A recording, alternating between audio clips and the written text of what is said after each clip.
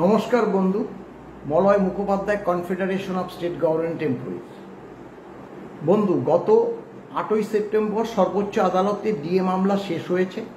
DA মামলা শেষ পরবর্তী সর্বোচ্চ আদালতে দুই বিচারপতি সরকার পক্ষকে যদি কিছু বলার থাকে রিটেন সাবমিশন করতে বলেছিল এবং তার পরবর্তী আমাদেরকে এক সপ্তাহের মধ্যে রিটেন সাবমিশন করতে বলেছিল, যা গত 28শে সেপ্টেম্বর 2025 শেষ হয়ে গিয়েছে।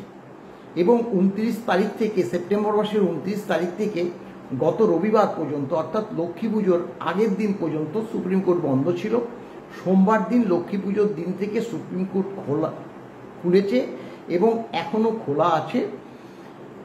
এর পরবর্তী সপ্তাহে, আগামী সপ্তাহে খোলা আছে, কিন্তু চতুর্থ সপ্তাহে কালী পুজো, ভাতৃদ্বিতীয়া, দেওয়ালির কারণে বন্ধ। এবং শেষ যে অক্টোবর মাসের 5 দিন, লাস্ট সপ্তাহে যে 5 দিন, সেই 5 দিনও সুপ্রিম কোর্ট খোলা আছে। এখন স্বাভাবিকভাবে কর্মচারী সমাজ, অবসরপ্রাপ্ত সরকারি কর্মচারী সমাজ উদ্বিগ্ন এবং যারা কবে রায়টা প্রকাশ পাবে সেই ব্যাপারটা আমাদের কাছে জানতে চাইছে। আমরা নির্দিষ্টভাবে কবে প্রকাশ পাবে সেটা তো বলতে পারছি না, বলাটা সম্ভব নয়। আপনারা সাধারণভাবে বুঝবেন যে বলা সম্ভব নয়। আমরা আশা করতে পারি এই যে অক্টোবর মাসে যে দিনগুলোর কথা বললাম তার মধ্যে কোনো একটি দিনে রায় কিন্তু প্রকাশ পেতে পারে। এখন আমাদের যেটা বলার কথা, যে রায় যেদিন প্রকাশ পাবে স্বাভাবিকভাবে কর্মচারী সমাজ হিসাব করতে বসবেই যে কত টাকা আমাদের ডিএটা বকেয়া হবে। তাহলে এখানে ইন সার্ভিস অর্থাৎ কর্মরত কর্মচারী সমাজ আছে এবং অবসরপ্রাপ্ত কর্মচারী সমাজ আছে। ইন সার্ভিস বা কর্মরত যারা আছে 1/7/2009 থেকে 1/1/19 এই পিরিয়ডটা মনে রাখবেন। 1/7/2009 থেকে 1/1/19 পর্যন্ত এই পিরিয়ডে যারা কর্মরত আছেন তারা তাদের 1/7/19 পরবর্তী পরের বছর 1/7/10, 1/7/11 এইভাবে তাদের ইনক্রিমেন্ট হবে। তাহলে ইনক্রিমেন্ট যোগেও কিন্তু এই বকেয়া ডিএটা ক্যালকুলেশন করতে হবে। কিভাবে করতে হবে আমি বলে দেবো। আর যারা অবসরপ্রাপ্ত কর্মচারী সমাজ তাদের তো একটা নির্দিষ্ট পেনশন, ওই 1/7/2009 যে পেনশন 1/1/19-এও কিন্তু সেই পেনশন থাকবে, তাদের কোনো অসুবিধা নেই। তারা শুধু কত মাস বকেয়া হয়েছে সেটা হিসাব করে সেই হিসাবটা টোটাল করে রাখবে। আর একটা শ্রেণীর কর্মচারী আছে যারা অনেকেই বলে যে আমি তো এরকম 12 সালে রিটায়ার করেছি, 13 সালে রিটায়ার করেছি, 14 সালে রিটায়ার করেছি, মানে 1/7/2009 চাকরিরত ছিলেন, তারপরে 11 সালেও ছিলেন, হয়তো 12 সালে, 13 সালে, 14 সালে, যে সালেই থাকলেন, যেখানে তিনি রিটায়ার করলেন সেই পর্যন্ত ইন সার্ভিস। রিটায়ার করার পরবর্তী সময়টা 19 পর্যন্ত পেনশন হিসাবে ট্রিট হবে। এই হচ্ছে মূল কথা। এই হিসাবটাই এবার আমরা কিন্তু করে দিয়েছি। তাই এই ভিডিওটা খুব প্রয়োজনীয় ভিডিও। এটা আপনাদের কাছে কিন্তু রেখে দেওয়ার কথাই আমি বলবো, কারণ যখন অর্ডারটা বেরোবে তখন এটা কাজে লাগবে। কেন আমরা দেখুন 100% বলবো না, 99% আমরা নিশ্চিত যে ডিএর রায় কিন্তু কর্মচারী সমাজের কাছেই আসবে। এবং কেন আসবে সেটা কিন্তু আমরা আইন মেনে, রোপা 2009 মেনে আমরা কিন্তু মামলাটা করেছিলাম। এই যে রোপা 2009, এটা দেখুন সরকারের তো, সরকার যেহেতু বলেছে, রোপাতে লিপিবদ্ধ আছে, সরকার সেটা দিতে বাধ্য। সেটা দেয়নি বলেই বিচারকরা, ট্রাইব্যুনাল বলুন, হাইকোর্ট বলুন, এমনকি সর্বোচ্চ আদালত বলুন, কারণ 25% তারা কিন্তু বলেই দিয়েছিল ডিএ দেওয়ার কথা, তারা কিন্তু ডিএটা দিতে বলেছে। এখন আমরা এই যে রোপা মেনে কোথা থেকে চেয়েছি, এখন অনেকেই যদি হয়তো বলেন আমরা তো পঞ্চম বেতন কমিশনের ডিএ তো আমাদের হয়েছিল 1/7/2006 থেকে, কেন আপনারা 1/7/2009 থেকে ক্লেম করেছেন? এইসব প্রশ্ন অনেকে করে, সেই ব্যাপারে আমাদের ক্লিয়ার করে দিতে হবে কেন করে। কারণ ব্যাপারটা হলো, আমরা যদি ওই নির্দিষ্ট সময় থেকে 1/7/2009 থেকে আমরা মাফ করবেন 1/7/2006 থেকে আমরা যদি ডিএ চাইতাম তাহলে কিন্তু আমরা মামলায় জয়যুক্ত হতে পারতাম না। কারণ দেখুন সরকার রোপাতে কি বলেছিল, এই অর্ডার নাম্বার দিয়ে আপনারা কিন্তু এই অর্ডার নাম্বারগুলো একটা করে আমি এই সারণী দেব, সেগুলো কিন্তু খুব ভালো মতো মাইন্ডলি শুনবেন।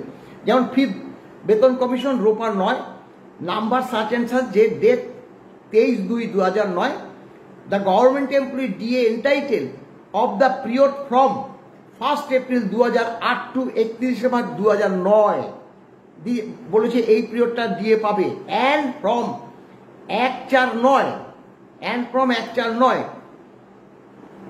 After that onward DA. এই যে 1/4/2009 পর্যন্ত আমরা কিন্তু ডিএটা ক্লেম করিনি, তারপরে onward DA from time to time as per CPI, অর্থাৎ এই 1/4/2009 পরবর্তী যে ডিএটা হয়েছে, দেখুন 1/4/2009 পরবর্তী ডিএ কিন্তু আমরা 1/5/2009 করিনি, আমরা করেছি 1/7/2009। কেন করেছি? কারণ সবসময় ডিএ হয় জানুয়ারি এবং জুলাই, তাই 1/7/2009 থেকে আমরা ডিএটা ক্লেম করেছি। হ্যাঁ, অর্থাৎ এআইসিপিআই অনুসারে 1/1/2009 6% ডিএ আমাদের 1/7/2009 থেকে পাওয়ার কথা। তাহলে 1/1/2009 ডিএটা 1/7/2009 থেকে পাওয়ার কথা থাকলে আমরা পেয়েছি 1/12/2009 থেকে, 1/12/2009 থেকে, অর্থাৎ 5 মাস বকেয়া রেখে আমরা ডিএটা পেয়েছি। সেই 5 মাস থেকে ক্যালকুলেশন শুরু হবে। পরবর্তীকালে আপনারা নজর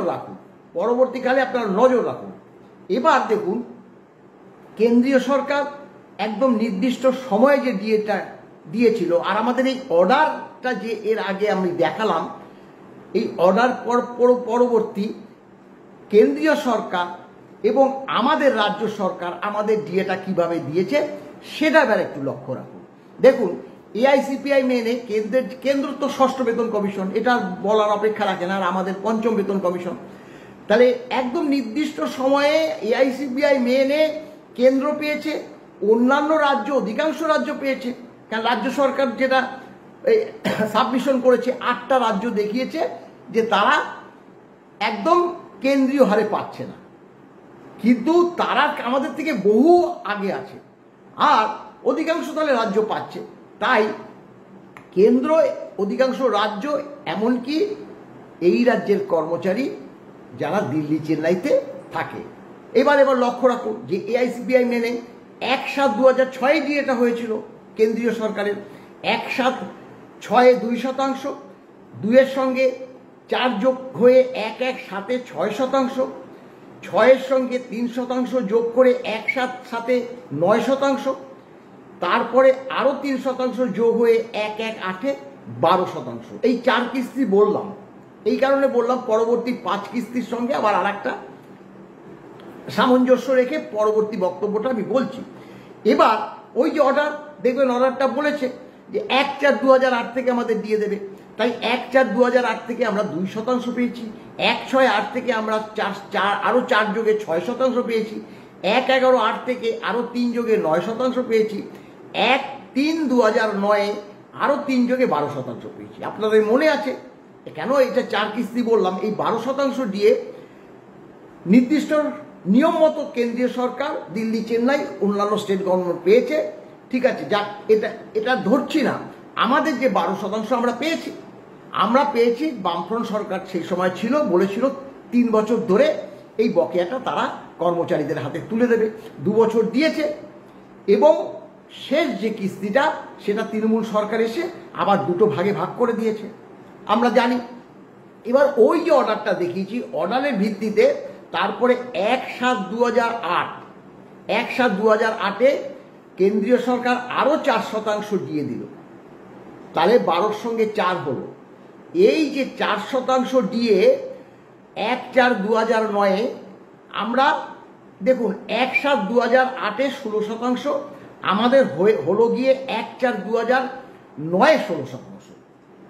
হ্যাঁ, এইবার 1/7/2008 1/4/2009 মোটামুটি কিন্তু কাছাকাছি আমরা চলে আসলাম। এই যে 16% ডিএ যোগে আমরা কিন্তু নূতন বেতনটা পেয়েছিলাম। অর্থাৎ এটাও একটু বলে রাখি যে 16% ডিএ যোগে বাম আমলে নয়া বেতনে আমরা বেতন পেয়েছিলাম, আর বর্তমানে এই তৃণমূল সরকারের আমলে আমরা 1/1/20 বেতন বৃদ্ধি হলেও আমরা কিন্তু ডিএ হাতে পাইনি, 1/1/21 থেকে পেয়েছি। একটু বলে রাখা উচিত, সেই কারণেই বললাম। অর্থাৎ আমরা সবসময় দেখেছি যে কর্মচারীদের এই রাজ্য সরকার কিভাবে আমাদের বঞ্চিত করেছে। বঞ্চিতরও একটা মাত্রা থাকে, কিন্তু সেই মাত্রা মানে আকাশ ছোঁয়া হয়ে গেছে। যাই হোক, আর ওদিকে তুলছি না। এবার যে সারণীটা দেখাবো 2 নম্বর পেজের সারণীটা, এখান থেকেই কিন্তু আপনারা একদম খাতায় কলমে নিয়ে বসবেন, খাতায় কলম নিয়ে বসবেন, এবং তারা আপনাদের বলে দিচ্ছি আপনারা নিজেরাই কিন্তু হিসাবটা কষে নিতে পারবেন। এখানে দেখুন উপরে যেটা বলেছি যে 1/9/2006 দিয়ে যা দেওয়া হয়েছিল 1/4/9 থেকে বেতনের সঙ্গে, সে কারণেই 1/7/2009 বকেয়া ক্লেম করেছে। এটা আমি আগেও বলেছি, এটা ছেড়ে দিন। আপনাদের দেখুন ওখানে সারণীর মধ্যে আছে কেন্দ্র দেয় কত শতাংশ ডিএ। কেন্দ্রটাই হচ্ছে all India consumer price index, এটা মনে রাখবেন। হাতে পেয়েছি কবে পাওয়ার কথা ছিল, তাহলে আমরা কত মাস বকেয়া আমাদের হিসাবে আনতে হবে। এবার দেখুন এই সারণীটা আমি আগেই বলেছি যে 1/7/2009 থেকে আমরা ডিএ চেয়েছি। ওই যে 1/4/2009 যে 6% ডিএ যোগে আমরা বেতন পেয়েছি, তারপরে তো আপনার এআইসিপিআই মেনে ডিএটা দেওয়ার কথা রোপাতেই বলা ছিল। তাহলে 1/4/9 পরে ওটা 1/1/9 ডিএ ছিল, তাই 1/4/9 পরে তো শেষ হচ্ছে 30শে জুন 2009। তাহলে 1 জুলাই 2007 থেকে আমরা ক্লেম করেছি। তাই 1/7/2009 যে 6% ডিএ ক্লেম করেছি, কিন্তু বামফ্রন্ট সরকার সেটা দিয়েছিল 1/12/2009। All India consumer price index অনুসারে ডিএটা দেবে বলেও কিন্তু বামফ্রন্ট সরকার তখন 5 মাস পরে দিয়েছিল। তাই 5 মাসের হিসাবটা হবে কিভাবে হবে? যেমন 1/7/2009 আমি আগেই বলেছি বেসিকের কথাটা আপনাদেরকে বলে দিয়েছি। যার যা বেসিক এই 1/7/2009 রাখবেন, ইন্টু 6% ইন্টু 5 মাস হয়ে গেল। আপনারা সাইডে লিখে রাখবেন খাতায় পেনে। এইবার তারপরে আসছে আবার 1/7/2009, দুটো হবে, কারণ দুটো হবে তো। প্রথমটা 1/1/2009, তারপরেটা ইন অরিজিনাল 1/7/2009। সেটাও কিন্তু আমাদের বামফ্রন্ট সরকার নির্দিষ্ট সময় দেয়নি, কমাস পরে দিয়েছে। ওই যে নির্দিষ্ট সময় যে 1/7/2009 যে 5% দিয়ে, সেটা 1/4/2010 পেয়েছি, সেটা 9 মাস। এবার ঠিক 9 মাস হিসাব করবে। তারপরে 1/1/2010 দিয়ে 1/1/10 দিয়ে সেটা 8%, 1/1/2010 দিয়ে সেটা 8%, সেটা দিয়েছে 1/12/2010, সেটা 11 মাস। 11 মাস পরে সেটা পেয়েছি। তারপরে 1/7/2010, 1/7/2010 10%, সেটা পেয়েছি 1/1/12-তে, সেটা 18 মাস। এখান থেকেই তৃণমূল সরকার এসে দিয়ে দেওয়া শুরু করেছে 1/1/12 থেকে। দেখুন 18 মাস পরে আমরা ডিএটা গিয়ে পেয়েছি। কত পেয়েছি? 1/7/2010 যে 10% দিয়ে, তাহলে ওই 10%, তাহলে 1/7/2010 আপনাদের যে বেসিকটা তার সঙ্গে 10% ইন্টু 18 মাস। একদম সহজ হিসাব, যে কেউ পারবে, অবসরপ্রাপ্ত কর্মচারীরাও পারবে। হ্যাঁ, সেক্ষেত্রে ওটা হিসাব করবেন। এইটা করার পর 1/1/11 সেই সময় 7% দিয়ে ডিউজ হয়েছিল, সেটা পেলাম গিয়ে 1/1/13-তে। তৃণমূল সরকার আছে তো, সেটা হয়ে গেল 24 মাস। তাহলে ওই যে 1/1/11 7%, 24 মাস হিসাব করতে হবে। 1/7/11 6%, সেটা 1/1/14-তে পেয়েছি 30 মাস। দেখুন তৃণমূল সরকার আমাদের দিয়ে যে বঞ্চনা যে করেছে, সেই বঞ্চনাটা এখন কিন্তু প্রকাশ পাচ্ছে। কিভাবে প্রকাশ পাচ্ছে? একদম খাতায় কলমে। এখানে বিন্দুমাত্র কোনো ব্যতিক্রম তার নেই। কেউ এটাকে ভুল সেই ব্যাখ্যাও করতে পারবে না। আমরা সেটা চ্যালেঞ্জ করছি। Confederation of state government employees challenge করছে যে এর মধ্যে কোনো কিন্তু নেই। এত বড় আমরা করেছি বলে এগুলো সবাই দেখেছে, যারা দেখেছে যে কিভাবে বঞ্চিত হয়েছে। এইবার 1/1/12-তে 7% দিয়ে সেটা পেয়েছি 1/1/15-তে 36 মাস। বাড়ছে বাড়ছে বাড়ছে। 1/7/12 দিয়ে বাড়ছে বলে এবার 1/7/12 দিয়ে তৃণমূল সরকার কি করলো, হয়েছিল 7% দিয়ে দিল 10%। কর্মচারী সমাজ, অধিকাংশ কর্মচারী সমাজ তারা তো এই ব্যাপারগুলো জানে না, জানবার চেষ্টাও করে না। আমরা যারা সংগঠন করি, আমরা যারা এই নিয়ে চর্চা করি, আমাদের জানতে হয়। আমরা কর্মচারী সমাজকে জানাই, বিভিন্ন জায়গায় স্কোয়াড করে জানিয়েছি এই মামলা চলাকালীন। তাহলে 7% দিয়ে 10% দিল। অনেকে ভাবলো বাহ, 7 তো হয়েছিল, 10 দিল, কিন্তু না, এই 3% দিয়ে পরবর্তীকালে আমাদের আরো কমে যাবে। দেখুন তাহলে এই যে 7-এর জায়গায় যে 3 যোগ করে 10 দিয়েছে 1/7/12-তে, সেই 7% বকেয়া হয়েছিল আপনার 42 মাস। 42 মাস, এই 42 মাস আমাদের দিতে হবে ওই 7%।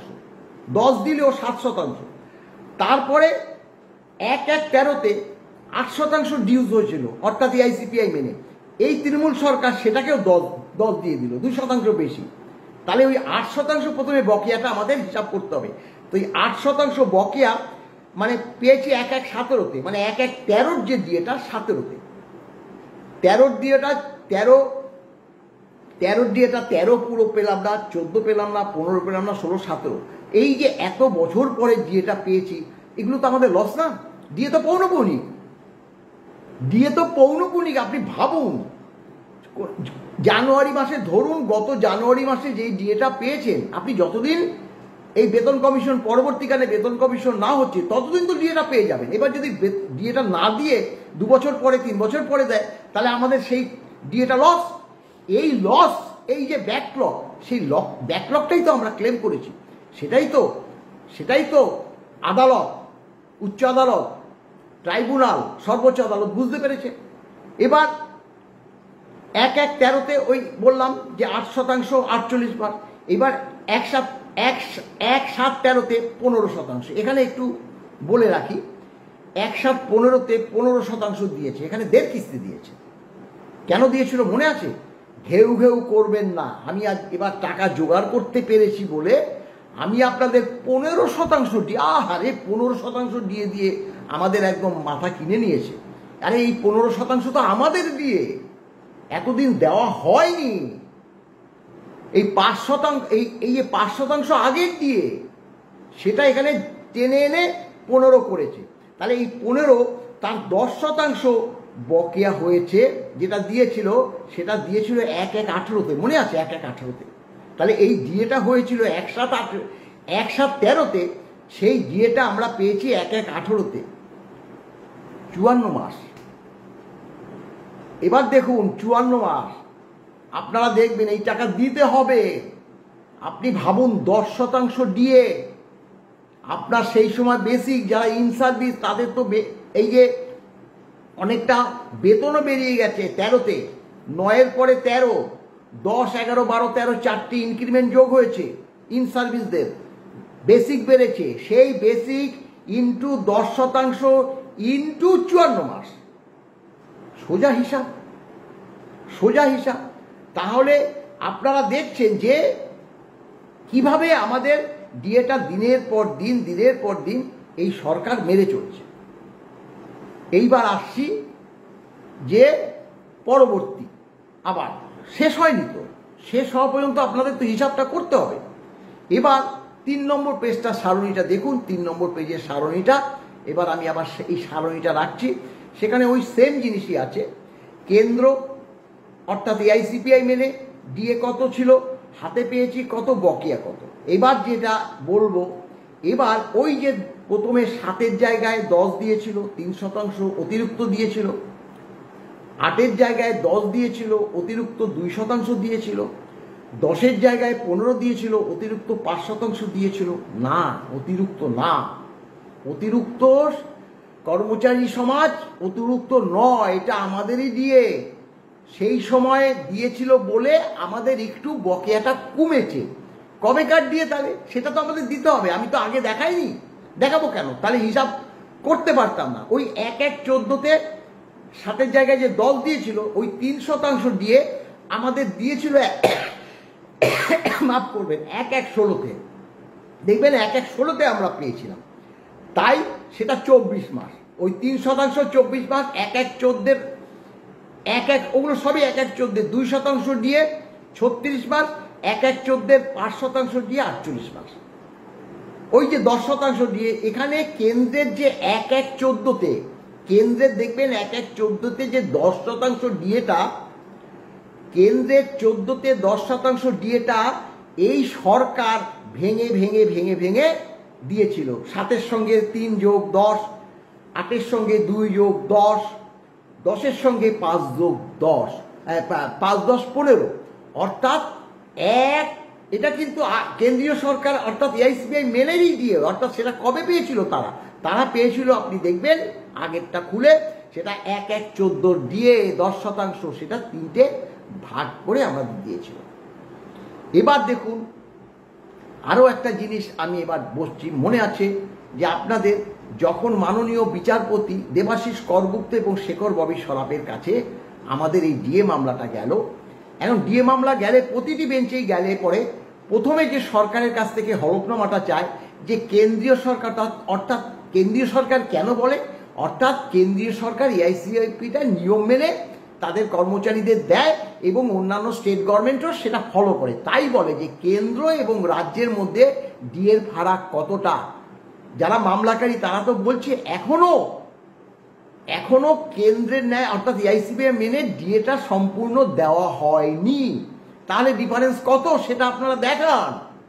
তখনও আমাদের 100% ছিল, 25% বাকি ছিল। তখন 18 সালের জুলাই মাসে তখন একসঙ্গে আপনাদের মনে থাকবে 25% দিয়ে 1/19 থেকে দেওয়ার কথা ঘোষণা করে।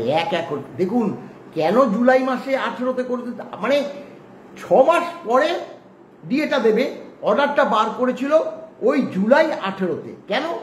যেহেতু ওই অর্ডারটা তো হাইকোর্টে গিয়ে দেখাতে হবে যে হ্যাঁ আমরা দিয়েছি, একদম আমাদের 125 হয়ে গেছে, তাই 6 মাস আগে অর্ডারটা বার করেছিল, ওই কোর্টের গুতোয় দেখাতে হয়েছিল। এবার ওই যে 25%-র মধ্যে দিয়েছিল, কায়দা করে আমরা একটা ইন্টারিম পেতাম, আপনারা জানেন 10%, ইন্টারিমটা উঠিয়ে দিল। এগুলো মুখ্যমন্ত্রীর মাথায় নেই কি এইসব করা। এখানে আলাপন বন্দ্যোপাধ্যায় 1 নম্বর, তার সঙ্গে আছে যে এই পে কমিশনের চেয়ারম্যান, নামটা আমি মুখে আনতেও আমার ঘৃণাবোধ হয়, পরিষ্কার কথা ঘৃণাবোধ হয়, আর সেই সময়কার যে প্রিন্সিপাল সেক্রেটারি অফ ফিনান্স, এদের মাথা থেকে এই সবগুলো এসছে যে ইন্টারিমটা উঠিয়ে দিন, তাহলে 10% কমে যাবে, এবার 25% একসঙ্গে দিয়ে দিন, তাহলে কেন্দ্রের সঙ্গে সমতা চলে আসবে। মুখ্যমন্ত্রী সেইভাবেই ঘোষণা করেছে, ঘোষণা তো মুখ্যমন্ত্রী করবে 25%। এবার 4 কিস্তি দিয়ে ওর মধ্যে আছে। এবার দেখুন 4 কিস্তি দিয়ে প্রথমটা 7%, তারপরেরটা 6, 6, 6, 3, 6, 18, 8, 7, 21। আমি বারবার অনেকবারই বলেছি এই 1/7/14 7% দিয়ে 54 মাস পেয়েছি, তাহলে 1/7/14-তে যে বেসিক সেটাই রাখবেন, কবে পেয়েছি সেটা দেওয়াই আছে, আপনাদের আর দেখতে হবে না, শুধু 54 মাস হিসাব করবেন। তারপরে 1/15 6%, সেটা 48 মাস, 1/7/15 ডিএটা 6%, সেটা 42 মাস, 6 মাস করে কমবেই তো, কারণ আমাদের তো 1/19-এ দিয়েছে, যেটা আমরা মানে এনজয় করেছি 31/12/2019 পর্যন্ত। এই কথাটা মনে রাখবেন, অনেকে বলে 31/12/19 পর্যন্ত, আমরা বলছি 1/1/19 পর্যন্ত, কারণ আমরা ওই 31/12/18 পর্যন্ত এই যে আগের ডিএটা মানে পেয়েছি, তারপরে যে বৃদ্ধিটা করলো 1/1/19 থেকে, সেটা কিন্তু আমরা 31/12/19 পর্যন্ত পেয়েছি। তাহলে আমাদের 1/1/19 পর্যন্ত যে বকেয়াটা, সেটাই কিন্তু আমাদের তুলে ধরতে হবে। তাই বললাম যে 1/7/15-তে 6%, সেটা দিয়েছে 1/1/19, প্রত্যেকটাই কিন্তু 1/1/19, প্রত্যেকটাই 1/1/19। এবং লাস্ট যে 6% সেটাও 1/19 পেয়েছে, অর্থাৎ 36 মাস। এই যে 25%-এর মধ্যে প্রথমটা 54 মাস, তারপরেটা 48 মাস, তারপরেটা 42 মাস, তারপরটা 36 মাস, এই শেষ হয়ে গেল। এইবার দেখুন, এই যে শেষ হয়ে গেল, খুব সহজ ভাষায় আমি কিন্তু আপনাদেরকে পরিষ্কারভাবে বলে দিলাম। এটা কিন্তু খুব ভ্যালুয়েবল ভিডিও, খুব মূল্যবান ভিডিও। আমাকে বারবার অনেকেই জিজ্ঞাসা করেন, কিন্তু আমরা কতবার মুখে এইভাবে বলতে বলতে কতটা বুঝাতে পারবো, সেটা তো আমরা ইন্ডিভিজুয়ালি বোঝানো তো আমাদের পক্ষে খুব কষ্টদায়ক হয়ে যাচ্ছে। আপনারা এগুলো ভালো মতো লক্ষ্য করুন। যেখানে বুঝতে পারবেন না, আমরা আছি, আমাদের দায়িত্ব সর্বাধিক, কারণ আপনারা জানেন আমরা 16 সাল থেকে ডিএ মামলা এই গত 8ই সেপ্টেম্বর 2025 পর্যন্ত লড়াই করেছি। এই লড়াই আগামী দিনে আবার কোথায় গিয়ে শেষ হবে আমরা এখনো বলতে পারছি না, কিন্তু আমাদের তো প্রস্তুত থাকতেই হবে, আপনাদেরও তো প্রস্তুত থাকতে হবে, আপনাদের তো হিসাব কষতে হবে। আপনাদের যখন হিসাব কষে আপনারা যখন দেখবেন যে আমি এত টাকা লস করছি, আর মুখ্যমন্ত্রী বসে খেলামেলা করছে, ডান্ডি নাচ নাচছে, উত্তরবঙ্গ ভেসে যাচ্ছে, আর আমাদের টাকায় পরবর্তীকালে এখন ত্রাণ দিতে হবে, স্বাভাবিকভাবে এই দিয়ে দেওয়ার ক্ষেত্রে একটা প্রতিবন্ধকতা সৃষ্টি হবে, যেটা তো হতো না যদি ঠিকমতো সতর্কতামূলক ব্যবস্থা নিত। এইসব করছে বসে। আপনাদের যে রাগ, আপনাদের যে ক্ষোভ, এটা দরকার। আপনাদের যখন হিসাব করে দেখবেন যে আপনাদের কত টাকা বকেয়া এলো, তখন আপনাদের ক্ষোভটা প্রয়োজন। আমাদের ক্ষেত্রে ক্ষোভটা এই কারণে প্রয়োজন, কারণ আমরা যাতে আগামী দিনে বৃহত্তর আন্দোলন করে এই অনিচ্ছুক যে এই তৃণমূল সরকারের কাছ থেকে আমরা ডিএটা আদায় করতে পারি। এবার দেখুন, এই যে টোটাল ডিএটা কত হচ্ছে, একজন গ্রুপ ডি থেকে একজন WBCS অফিসার পর্যন্ত তারা এটা ক্যালকুলেশন করবেন। তার মধ্যে যারা অবসর নিয়েছেন, একদম আমি আবারও বলেছি কিভাবে, এইভাবে আপনাদের কাছে আমরা তুলে ধরলাম। আশা করছি বুঝতে পেরেছেন। যদি না বুঝে থাকেন আমাদের প্রশ্ন করবেন, আমি আছি। আমাদের যে প্রেসিডেন্ট শ্যামল কুমার মিত্র মহাশয় আছে, তারা আপনাদেরকে খুব সুন্দরভাবে আবারও বুঝিয়ে দেবে। হ্যাঁ, এই বার্তাটা আমরা আজকে পরিবেশন করে রাখলাম। ভিডিওটা আপনারা দেখুন, মূল্যবান ভিডিও। ভালো থাকবেন, সুস্থ থাকবেন। আবারও শুভ শারদীয়া উৎসব, আগামী দিনে ছট, কালী পুজোর সব অভিনন্দন, শুভেচ্ছা, ভালোবাসা জানিয়ে আমি আমার এই যে মূল্যবান বক্তব্য ভিডিও আকারে আপনাদের কাছে তুলে ধরলাম। নমস্কার বন্ধুরা।